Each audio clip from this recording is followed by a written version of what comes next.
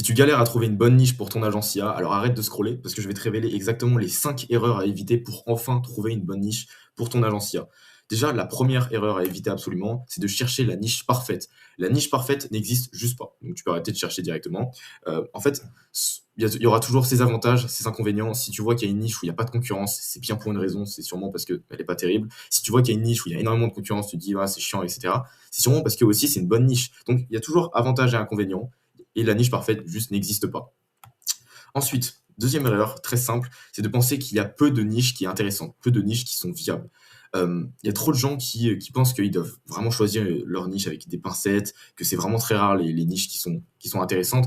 En réalité, il y a plus de niches viables que ce que vous pensez.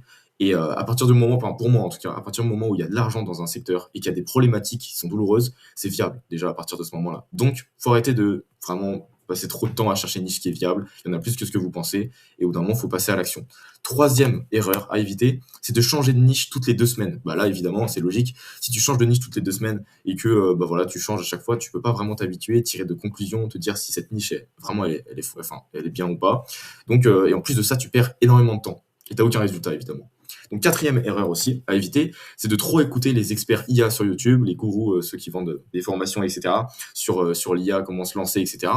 En fait, si tu écoutes trop les personnes sur YouTube et que tu te fies que à ça, au final, tu choisis jamais une niche parce qu'il y a toujours un mec qui va te dire que cette niche elle est meilleure, il y en a toujours un autre qui va te dire cette niche elle est mieux que l'autre, etc. Donc au final, tu passes jamais à l'action. Donc arrête de te fier à ça et passe-toi à l'action et choisis toi-même la niche par rapport à ton expérience, ce que tu penses qui est bien, etc.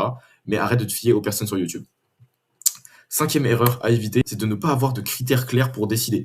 Le truc, c'est que, ok, tu peux aller choisir une niche, etc. Mais si t'as pas de critères pour les évaluer, bah, tu vas un petit peu à l'aveugle et c'est un petit peu dangereux. C'est justement pour ça qu'on a créé une vidéo où, en gros, on donne les 5 critères à respecter. Tu peux évaluer tes niches par rapport à ça. Donc, si tu veux la vidéo, clique sur le lien qui est en commentaire, je l'ai mis directement. Et comme ça, tu pourras choisir directement par rapport à ça. Voilà, si t'aimes la valeur qu'on t'apporte, bah alors abonne-toi, parce que des vidéos comme ça, on en fait des dizaines et des dizaines. Donc, tu peux t'abonner.